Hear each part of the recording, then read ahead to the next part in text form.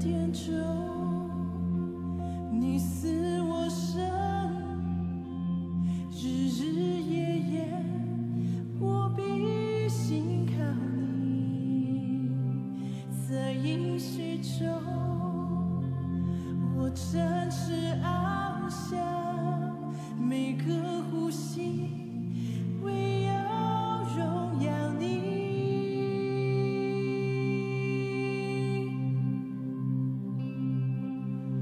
我爱你，耶稣，我爱你，耶稣，圣洁主，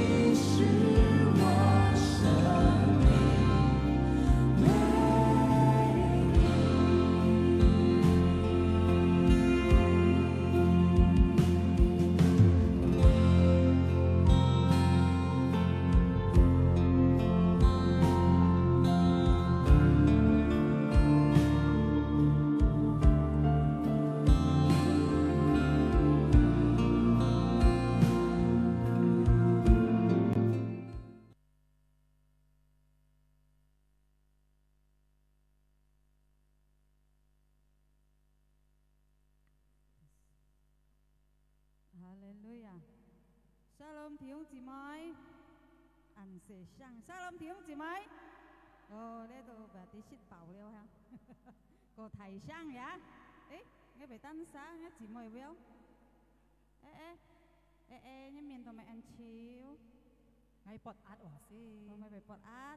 tháo xiên nó thật mặn lối lúc khai sang xe to téo bình á thơ nào mua chú hồ to có mấy con nhau món to của nhiều mò giờ đi lấy tàu đi sim con chiều bọt át sang tít đâuทำไมตอนนี้จะก็เลยชิมจุดสู้ส่งยาสู้ไปจีจีเนี่ยไก่ซิมไปยุคใครลอกnè nuôi chậu phúng xét ha chậu phúng xét chậu phúng xét gì về xét những cái mèo cổ nhán mà hả mồ cô giá mồ theo cô giá mồ theo lọ san hả nhiệt theo lọ san chỉ cả ăn nhiên nhở mỏ ăn tèo nhiệt theo lọ san mà nhiên nhở mỏ mà tèo nhiệt theo lọ san nhầm xe phối nhầm lỗ cung nhầm lỗ po bọt hạt tí cô hết mấy hổ leo hả mồ còn tèo nhiệt theo lọ san kia đó mồ người nhiệt theo à chỉ bọt mồ nhiệt theo đó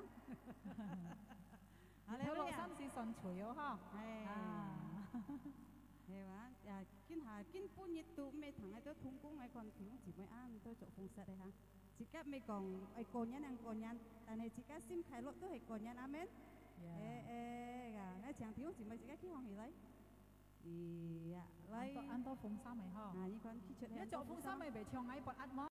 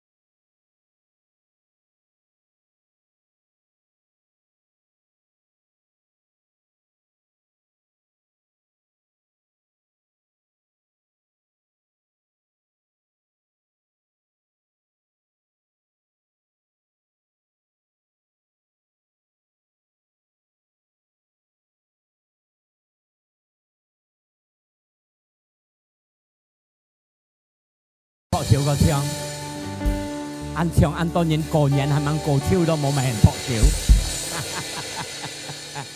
看到按多等有人按要回嘅哈，過癮咯哈。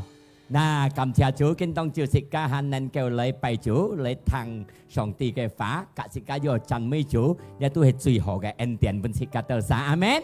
嗱，即家向單日小即家禱告，我親愛嘅天父感謝你，今當照我都很能夠嚟讚美你、拜你，嚟聽日嘅話，出嚟上帝幫我都最好嘅恩典，要祝福我都身體健康。嗱，今日當我都係讚美你，在耶穌基督嘅名嘅開少呢個慈悲，阿門。破少本食家嘅主，哈利路亞，再用主耶穌上帝，大家嚟聲三句哈利路亞，哈利路亞，哈利路亞。哈利路亞！自己做自身，自己來讚美主阿們。弟兄姊妹，共一至少面前拜佢哋，共一堂主耶穌安錫你，主耶穌安慰你阿們。哈利路亞！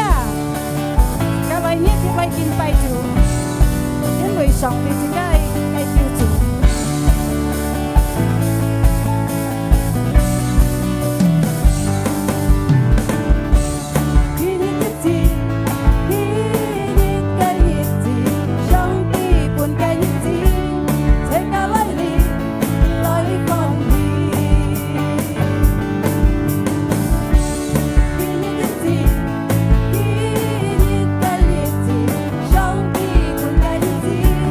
Take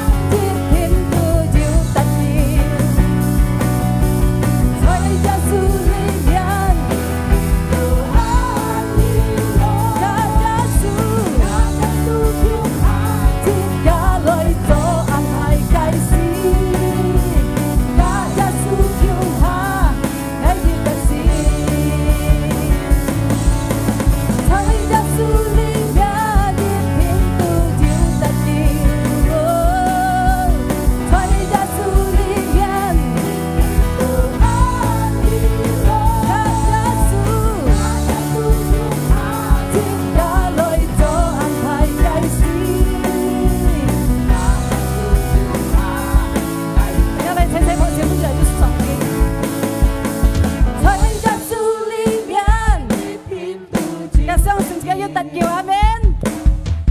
在耶穌裡面，一片都安喜樂。假耶穌強下節假來做安太解釋。假耶穌強下。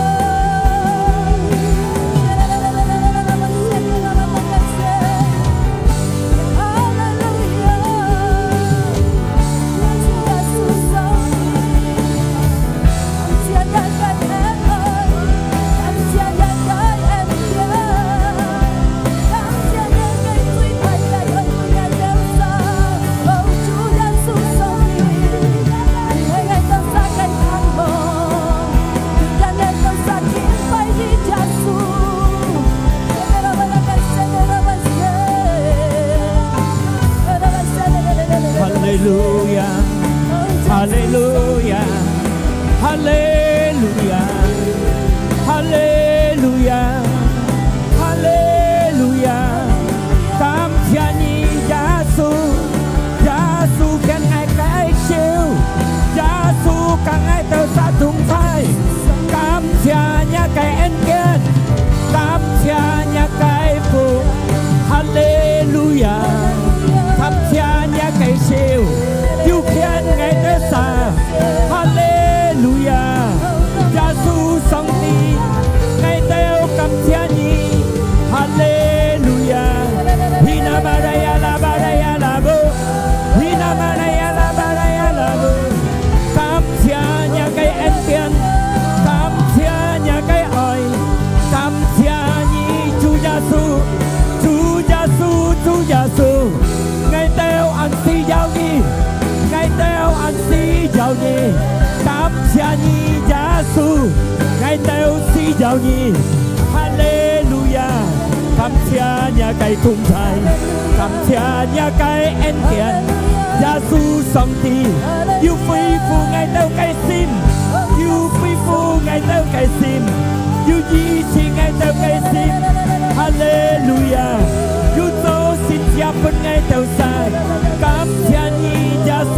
上帝Hallelujah Giê-xu上帝 Hina Maria Labo Hina Maria Labo Hallelujah xin lên cao mát ngày teo sang cao mát ngày teo nhìn xin lên cao mát ngày teo nhà cái thấy quý diệu.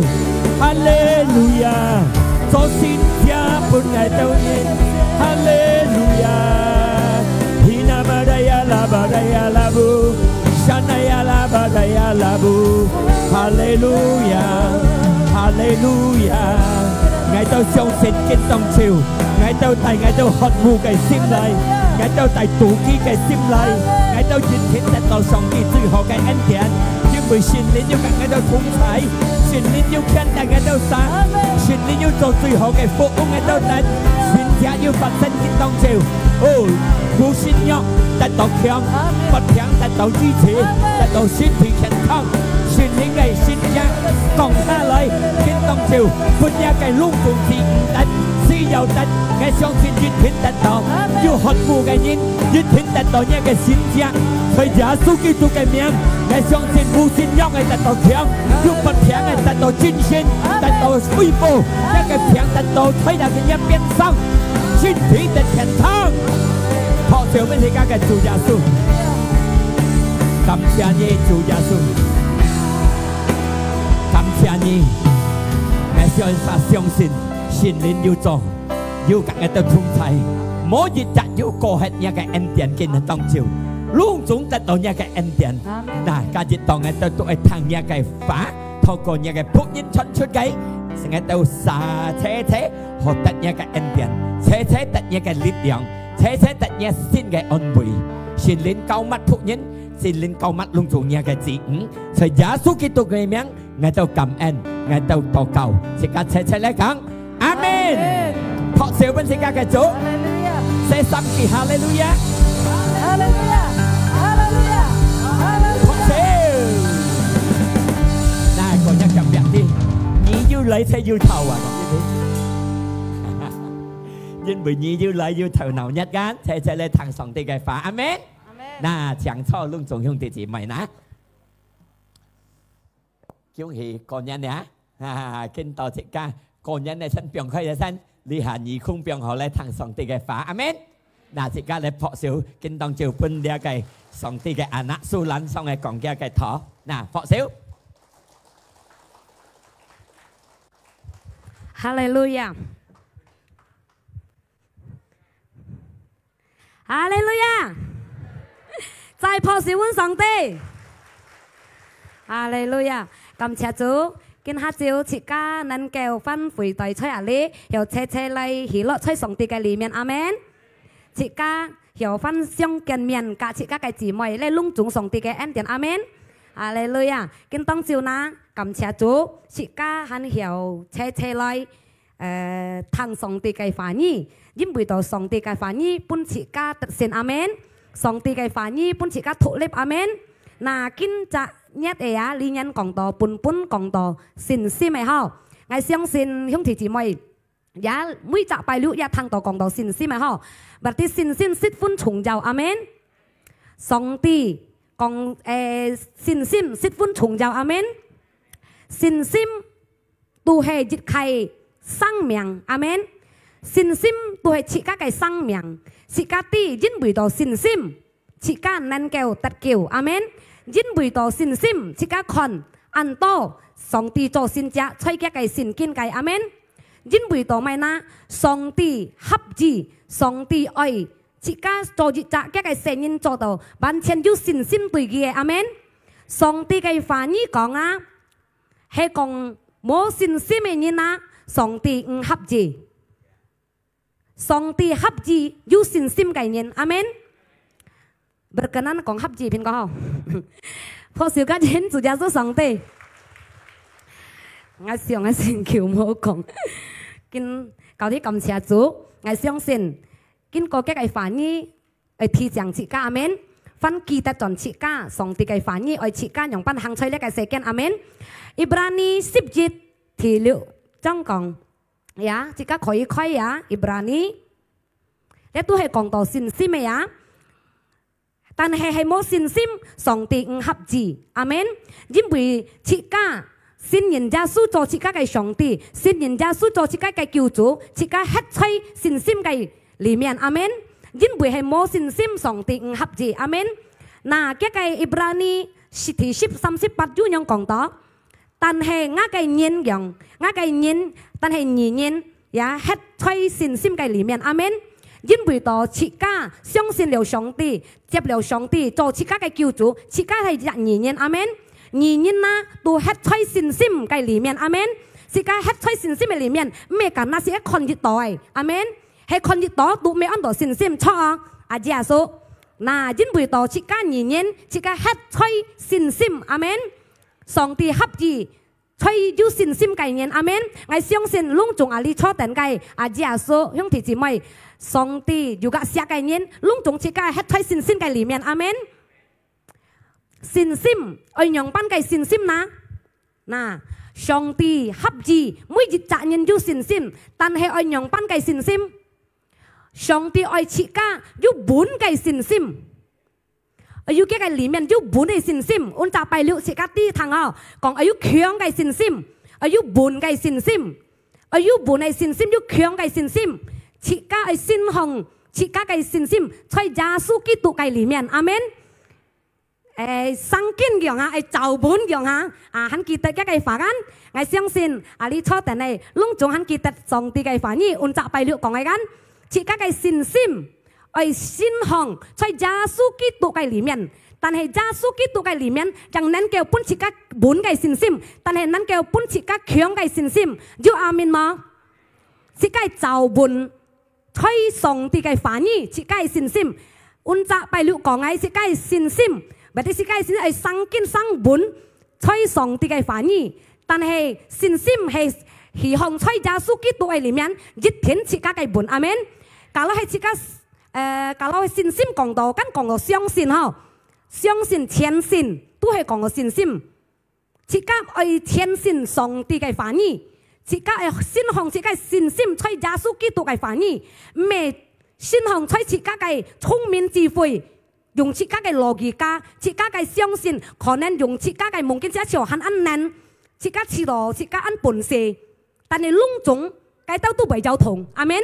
自家用自家邏輯家，用自家嘅思想，用自家嘅潛能，用自家嘅財產，亦都攏總為乜自家有熱熱，嗱萬一自家人，但得為要經過熱係問題，阿們錯。嗱自家攏總為乜自家有同，但係耶穌基督嘅法語，本自家嘅信心又本又強，唔為有同，阿們。嗱上帝唔為自家嘅信心，唱家係用樣嘅講。家係用嘅信心嘅意思講到咪？家係咁樣拋嚟拋去，拋嚟拋去，係啊！啊呢個沙式嘅嘅係邊嚟搞嘅？我相信什麼都是嗬。嗱，上帝唔係自家有咁樣嘅信心，上帝呐愛自家呐每一隻嘅聲音呐，愛有本嘅信心，在耶穌嘅裡面，阿們。因為到咪呐，係講自家有強嘅信心，有本嘅信心。自家能夠對付一切嘅問題，來到自家生命中，來到自家生活中，阿們。朴少本主耶穌上帝，假如自家呐係講自家嘅信心呐，唱家係用樣拋嚟拋去呐，自家冇夾票田，冇集本嘅信心，一天自家都驚，一天自家都笑。所以我講自家嘅信心，係信仰在耶穌基督嘅裡面，係照本在耶穌嘅法語，係生本在耶穌嘅法語嘅戲，是到自家就話強嘅信心，阿們。是到因為自家到咪啦，自家行呢個世間，每一責任你羅羅輪輪細細睇睇，每責都有問題，係經過各式各樣嘅問題，係咪？自家每隻嗱買皮空條很厲很有氣，自家打得很多問題，自家係經過嘅，自家前行堂係冇問題，係腳趾公向安樣我用，家都冇問題了。但係自家腳趾公行樣行緊，或者自家緊行生，自家行很多問題，很多生死，自家係對付嘅，阿們。有人家對付嘅係平痛，有人家對付嘅係生活中，有人家對付嘅係成人，有人家對付嘅係老公，有人家對付。一個老婆，我是沒有真正咯，沒有啲我意思也有違法生下輩，咪自家用計的話嚇，相吵的話，但係自家施就上帝嘅法語，阿們。假如係自家有隻強嘅信心，有隻本嘅信心，luar biasa，破上上帝。當咪我講 luar biasa 啦，當咪我講撇撇強啦，係講有本嘅信心。呀，在耶稣基督嘅里面，是間能夠前進，阿門。是間能夠前進，是間能夠強迫，是間能夠跳過去樣嘅問題。我看是家嘅姊妹，是家識很多，是家大量很多。我看佢哋家佢接到上帝嘅話語，佢嘅信心，在耶穌基督嘅里面，佢生本佢造本，佢能夠咁前進，阿門。佢唔係聽人家嘅威化。因為到強嘅信心，冇乜嘅東西，由主人自家來到主嘅面前，來到前進，行到主嘅面前，阿門。滿嘅信心，強嘅信心，佢咁堅一隻嘅田，佢咁堅一隻嘅田。因為咪？因為到嘅信心，生滿在耶穌基督嘅裡面，耶穌嘅話語本自家脫離，耶穌嘅話語本自家講，耶穌嘅話語本自家得勝，阿門。耶穌嘅話語本自家力量，所以自家係自家嘅信心，在耶穌基督嘅裡面，自家開嘅話語，歌羅西2:17，朴少本主耶穌上帝，自家講哈利路亞，是哦，自家要semangat，阿門，要獻切，要精神嚟聽上帝嘅話語，阿門，哈利路亞。嗱，自家可以看，佢講啊，自家啊。兄弟姊妹啊，隔嗌啊，阿姐阿叔隔嗌啊，自家呢係生根生本信奉上帝嘅裡面，係乜嘅呢？自家係信心呀，自家嘅我講嘅意思咧，我嘅意思用咧，特別係講係係一樣呀，做乜我冇按強講嘅咪有嘅下法，自家咧講到咧，上帝愛自家咧嘅信心啊，呀，生本在耶穌嘅裡面。自家信心係希望在耶穌基督嘅裡面，阿門。係自家係曉得本嘅信心，在自家嘅信心，在耶穌嘅裡面，阿門。嗱，過了很有日子見證，我呢樣日我正想到，自家有隻姊妹，個地家咧，佢隔我發了一號叫了，但係我想到上帝嘅話已經當照我係大計。上帝提醒我，本來記得盡，我自家一隻姊妹嘅嘅見證，佢有一隻滿嘅信心，強嘅信心，因為嘅嘅信心，信奉在奉在耶穌基督嘅裡面，有滿嘅信心。佢講一啲，佢拎佢將開頭將信主之時，佢袂驚，佢驚本嘅不看人啲。佢驚嘅老公啲，因為到啲度佢罵佢講，jadi佢安驚jadi佢咁講，jadi佢前係來信堂，佢杜騙，jadi佢咁嘅不看人啲度，因為到咪嘅不看人啲mang人識到主，佢mang來拜主嘅人，jadi送嚟送去，呢個阿姐呐，呢個姊妹呐，佢每個禮拜六，佢安閒來聽上帝嘅話語。jadi 聽上帝嘅話語，佢接到上帝嘅話語，上帝嘅話語生滿在嘅信心裡面，嗱佢變咗一隻滿嘅信心。ketika叫隻滿嘅信心，反而你咪爛嗌都好，我老公講唔好去，佢前進，佢咁跳過去，跟下佢做主嘅工，佢話帶全多人來本主耶穌，你下佢咁前進，你看一時之間嘅信心又係滿嘅信心啊！冇乜嘅曉主人自家，你哋唔是主人自家唔得，自家係老公咯，係爛嘅hết，因為我相信主耶穌juga siap嘅老公，阿門。主耶穌juga siap自家不看人，自家不看人mungkin跟下mang來拜主嘅，上帝juga siap嘅，阿門。經過隆重自家做出嘅愛，本自家不看人看，阿門。見人叫來拜主，阿門。嗱，你看一隻信心啊，滿嘅信心啊，幾多強？幾多批評luar biasa，佢能夠前進，能夠咁啊，佢咁強迫啊，係講佢冇一隻樣滿嘅信心，我相信pasti佢講，係行都唔敢，係強都唔敢，啊你講嘅講，ketika佢隻滿嘅信心，佢咁跳過去，我唔會騙我佢講，我大人講呢啲，我係相信同。ketika kita kam前進，為嘛麼呢？咩為嘛？冇改變，因為是個耶穌前人，阿門。耶穌能夠做先知，在佢嘅生命中，耶穌能夠做先知，在佢嘅生活中，阿門。那連樣嘅信心呐，上帝愛每一隻嘅相信佢嘅，阿們。還有一係撞到可以看，撒德米撒阿別尼哥，你聖經講嘅，呀，你看嘅信心幾多強，幾多強，幾多本。雖然啊，佢講啊，我做啊，我拜嘅作用啊，佢梗係定 L 咯 follow 嘅係，因為到嘅只是甲幫咧，要做一係妙想，要做一係妙想，佢啊吹個咪有響用人咧，係他望啲咪他啊吹個他，你先講他，佢啊判家就響用咧。嗱，攏仲三衝到去拜嘅話，拜個廟上嘛。但係你三隻人咧，因為要係滿嘅信心，對住耶穌基督，佢要強嘅信心，都係唔曉做難嘅，唔係嚟拜主。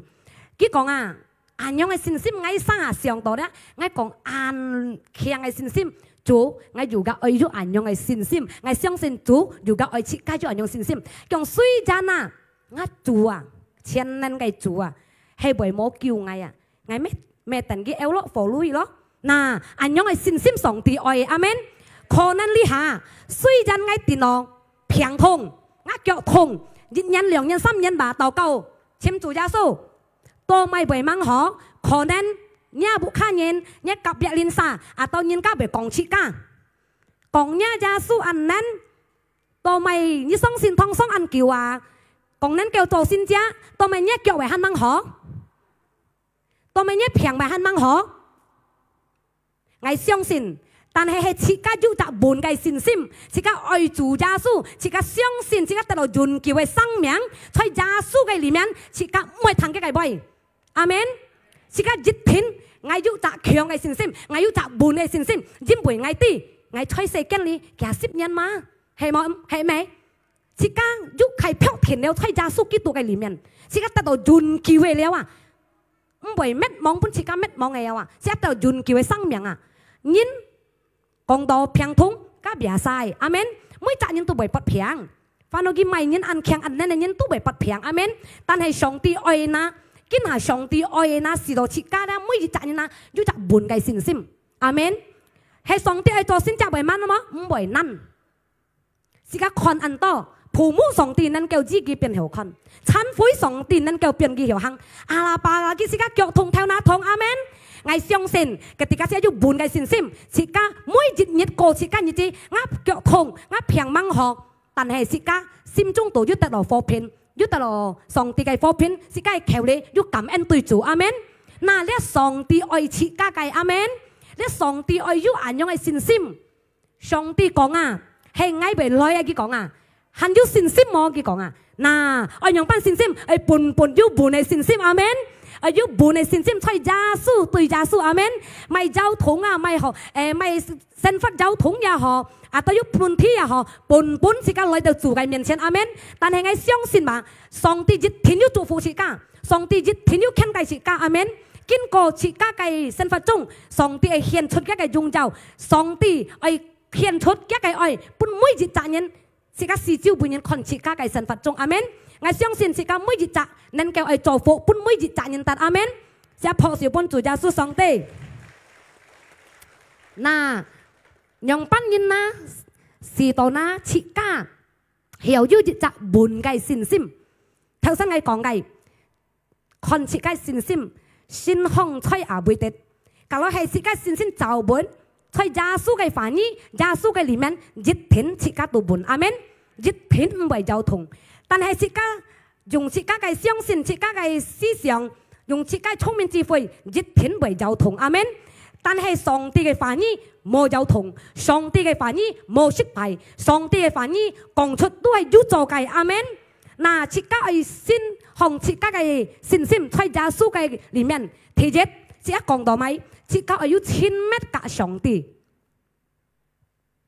自家要親密กับ主，自家能夠曉要集滿嘅信心，因為自家信心向也信心向從騰耶穌基督嘅範圍嘅來嘅，冇不用化，曉本自家信心強，曉本自家信心滿，曉本自家獨立，曉本自家得勝， ta chẳng dịch khải gia su cái phản nhỉ hệ mẹ chỉ cái khuyên tiền cả song tỷ na còn đó khuyên tiền cả song tỷ na quay còn không chính coi ho ngay khuyên tiền cả song tỷ tapi chỉ cái biết sao làm gì cho hệ mẹ khuyên tiền cả song tỷ còn đó cái chỉ cái một khả năng ngay chú về chú khuyên cả song tỷ mới trả bài liệu ngay lấy thằng phòng tỷ phản nhỉ khen cho khẩu gì lý bài ngay thằng phản nhỉ cho khen khẩu gì ngay識份心出嚟，ngay秒錢咩啦？做隻書咁錢你，ngay識份錯為啥啦？但係呢，上帝愛切家咧，每開小事呢，可能做照暗，切家係思想嘅嘅反應，阿門。因為係思想上帝嘅反應，本切家係信心又笨又強，阿門。別殺切家咧，學悔改，阿門。切家係悔改，別殺切家咧，按手講我，並個時間內咧。si kau le 1000 meter kat tu ah. Konon biasa aja, ame sikian kan, si kau le 1000 meter kat tu, kalau na, ngapain ket pian jolu, konu, ngai kona simbun loyu, kesikian tahu, nah, kasih be sai jauh si kau 1000 meter kat song ti sikian mah, hei mai, tan sa en, kong do 1000 meter an kai jo kan, ngai 1000 meter kat song ti, tan hei si kau jo, amen. Si cái vui quậy amen, si cái chín lại,思想上帝嘅反應amen，從拜了si cái 別使要聽到反應，si一聽了si cái冇講所做嘅應記得咯，乃上嘅，乃思想嘅，嚇，可能先從這思想，可能阿姐數咗都安落，嗌唔曉突別man，但係si cái 聽了嘅時候，當然乃上嘅，嗰啲si cái 前面嘅上帝話，嗰反應本si cái 突立，反應本si cái 講，反應本si cái 信心得勝，amen，破少本做耶穌上帝，amen。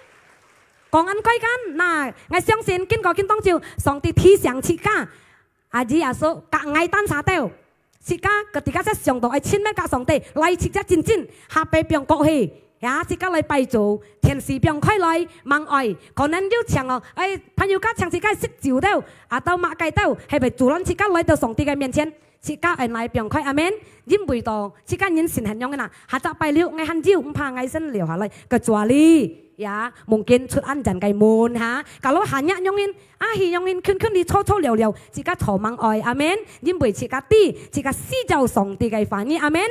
Phọ siêu bun chủ gia sư song ti, hallelujah. Thì nhị cái, hắn yêu chính xin mà, chứ semangat mà. Phọ siêu bun gia sư song ti. Jika oi có to chẳng chiu song ti kai lo. Si các cái mụ chủ, si các cái信心，愛個多將手上帝嘅落，阿門。因為到當咪講係將手上帝嘅落嗱，si các嚟開嘅反義啊。Ibrani 12 ayat 2。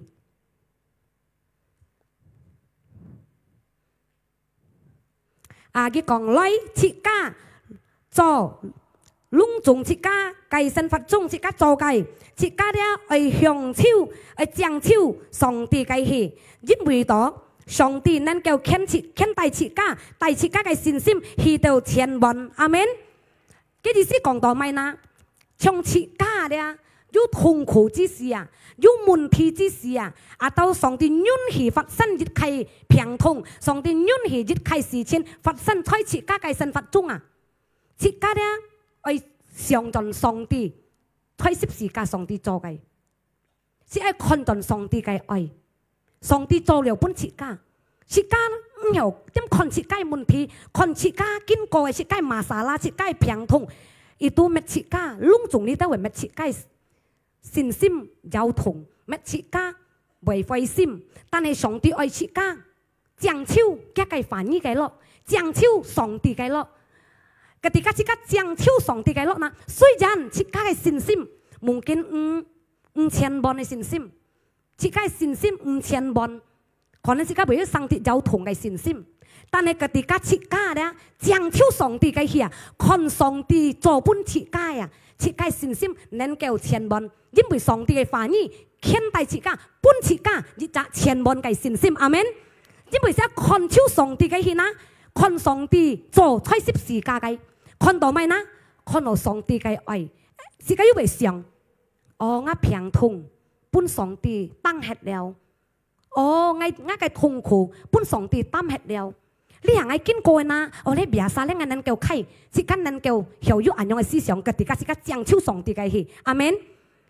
嗱，一個問題咧，出嚟啲話，即刻思想咧，一下就用問題咧，將超解決問題，咪即刻學到破咗，哎呦，佢冇真善哦，哎呦，我哋解問題咪同嗌咧，嗱，咪即刻喐下去，你思想別沙發生嚟，係咪？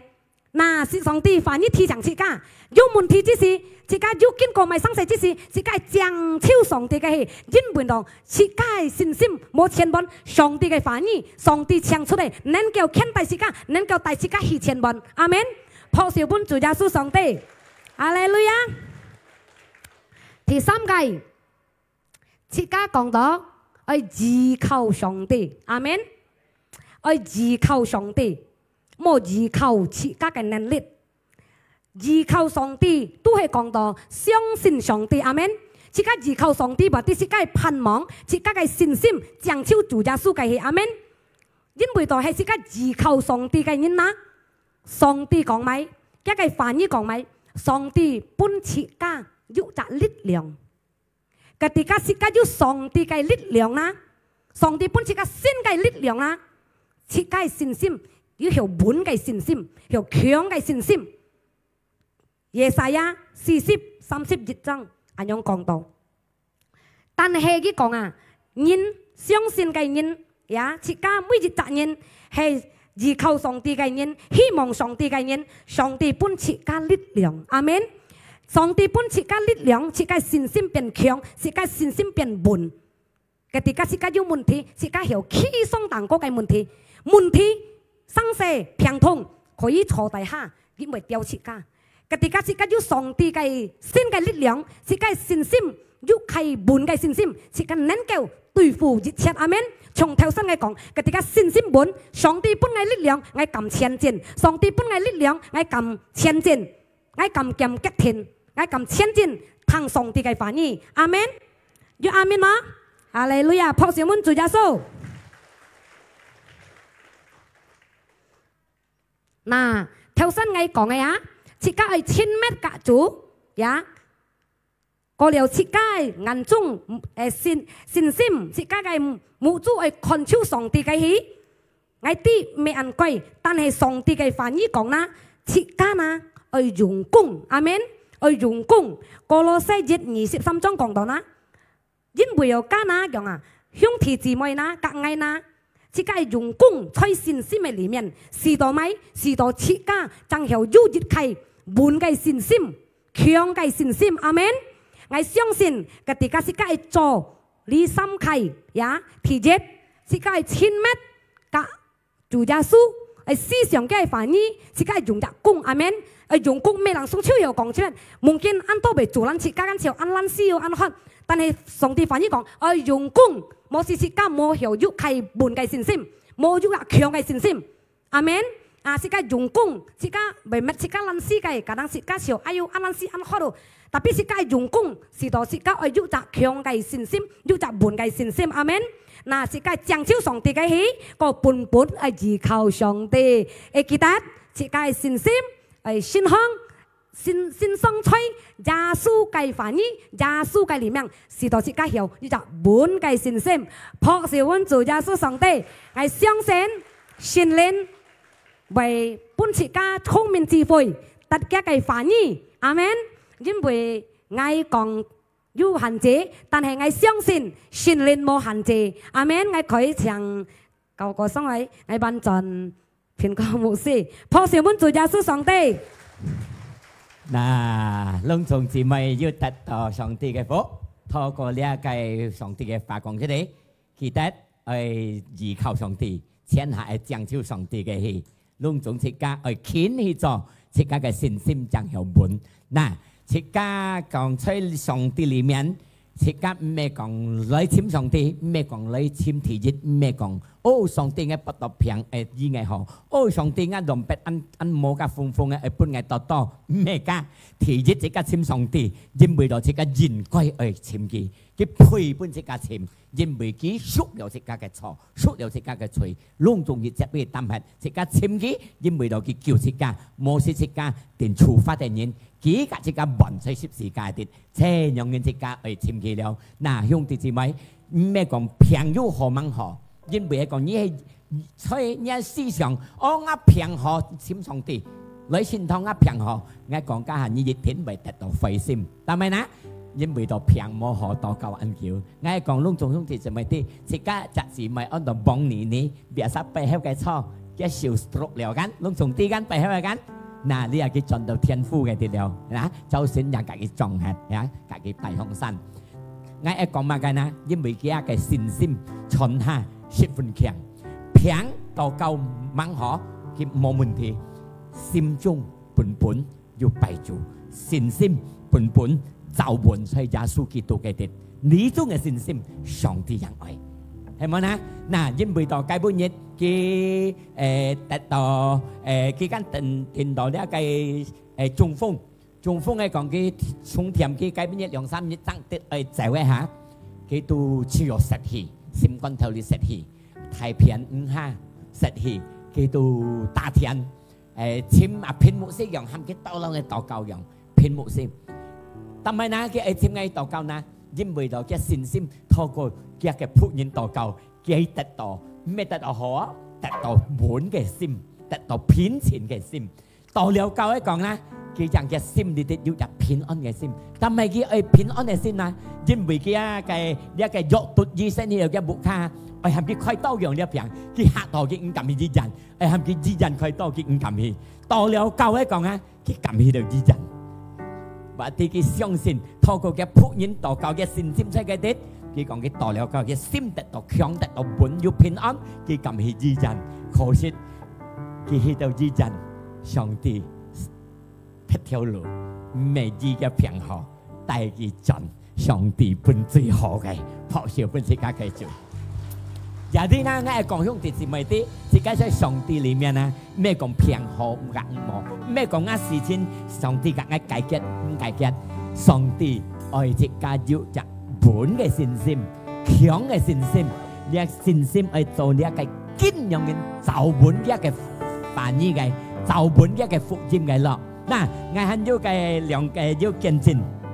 佢行唔白咧還有個見證我日呢拜間講我信心就本嗱我唔知按多幾十就係講百個網用百年我日呢拜要多少得到呢上帝嘅反義我相信聖靈本各撒得各樣嘅但係要兩位兄弟佢做出一見證嘅透過呢一個阿哥我只有兩家要嚟佢講啊談了呢一個圖啊兩世啊佢講呢一個扮演啲但係兩世呢叫信心就本了嘅堅就本了佢講堅就本唔要就了人講幾都講唔就了一晚我講晚我兩世將雙兩啊呢拜兩世哦講唔就本了一堅結果含嘅係門頓嚟嘅兩世兩隻三隻兩世托小本做耶穌cái cha âm đạo anh lý cái chẳng lấy liệu ngồi kia đặt lý bảy tia diệu chặt nhất năng thay học gì rồi cái hả hắn cho cha lên ở những cái khen song cha ở những cái nhóm biển song cha lấy họ kêu hắn ở những biển song cha但係cái bữa nhật bài liệu bài nhì ha lẽ ngồi sẽ當照阿lý講阿lý講所以門頓嚟上cha我見佢上差從比亞山用人，佢講唔是見，我未上，佢個單殺上，但係佢要撞人背後呀，冇撞咧，將被佢蹦跳喺度，但係你冇撞，我相信主耶穌聖靈熱天一要撞，阿門，阿門，比亞山佢錯差人嘅啲，你係佢唔係錯差人，佢錯真，破超分世界嘅做，呢種嘅信心。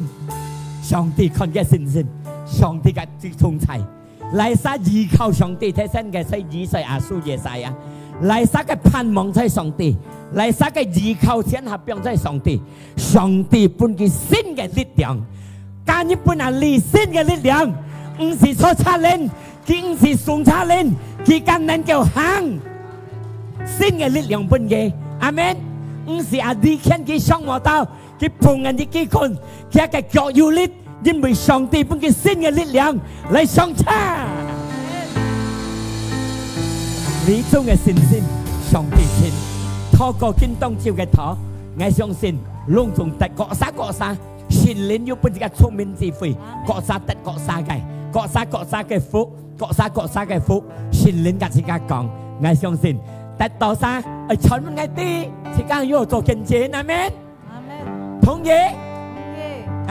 講嘅啲，我哋禮拜六得到乜嘅講出嚟頭。講一啲，從聽佢講一啲，我跟住講出嚟。但係講出嚟呢，榮耀主耶穌嘅名。為咗咩呢？世界有得嘅福，佢嘅信心有得到強，有得到強，佢傳出嚟，有本自家嘅信心增加強。阿們，係冇呢？破少本自家主耶穌，即刻嚟唱條歌嚟禱告。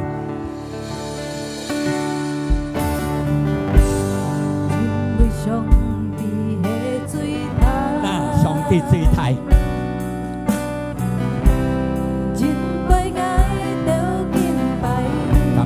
愛到嘅主，上帝做每安奇妙，來中照也計亮智，因為上帝係最大，因為愛到敬拜。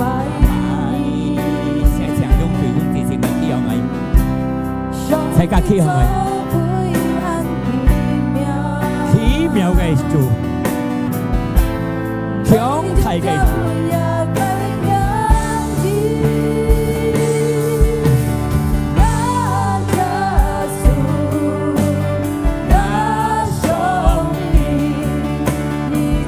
感謝你主，你奇妙嘅主。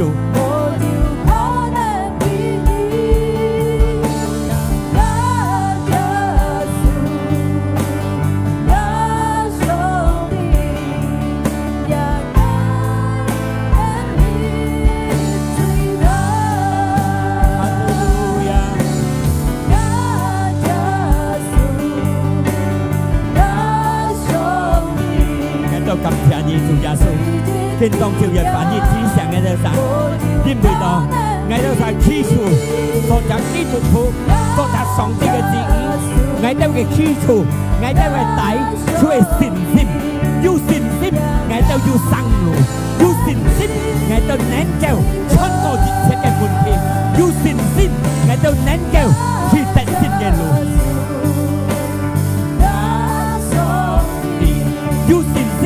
上帝要看顧，因為每個人愛來上帝嘅面前，愛有信心，冇信心，上帝唔合字。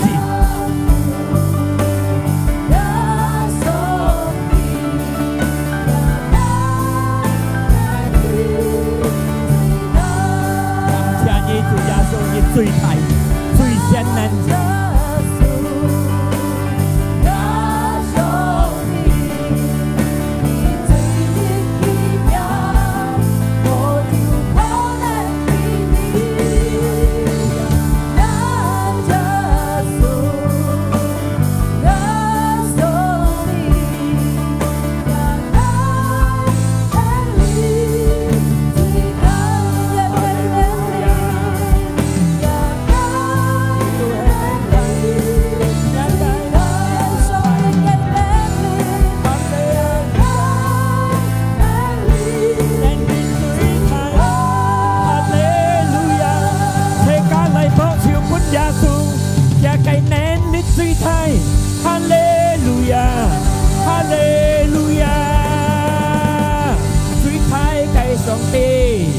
禱告本路中有弟弟妹，得到最全能嘅人嘅信心，上門在耶穌基督嘅法，上門在耶穌基督嘅裏面，你得勝，因為主耶穌當場看自己是信心。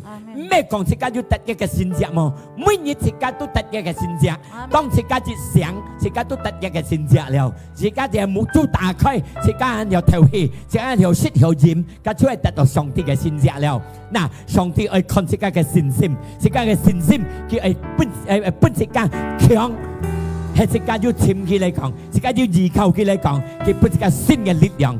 帶自己去得勝，托小本主耶穌，我禱告不隆重兄弟姊妹，見當朝得到上帝嘅恩典，聖靈自己都講法，各撒聖靈提醒我哋，在耶穌基督嘅名，自己感恩，自己禱告，自己齊齊嚟講。嗱，托小本主耶穌，哈利路亞，錯咗你，自己彈琴歌唱禱告。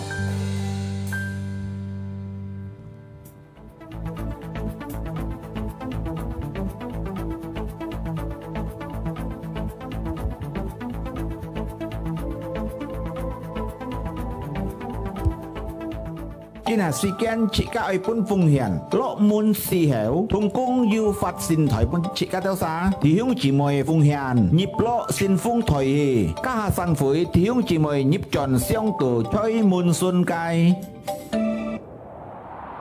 拜時4月18號2024 3點，在切家天堂裏要亮蛇。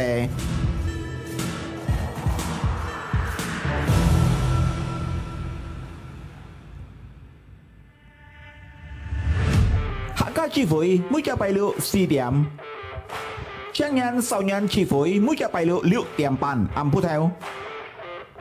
禮拜日切家要兩年聚會，第一堂9點交先頭，第二堂6點暗頭。上帝祝福提切家。嗱，破少本世界嘅主，大家企上嚟。嗱，記得啦，拜4要亮蛇3點開始啊！呢啲係講係亮蛇山2點冷就喺度嚟了呀。家3點就開始一個亮蛇了，去寫去講一下亮蛇嘅問題啊，嘅題目啊，係啥？要亮蛇啥？可以講本呢一作風嘅辛苦咧，講啲啲家佢咪抄回來，隔一上人回來，所以被 head 家嘅人啲係講去接，人又去接呀。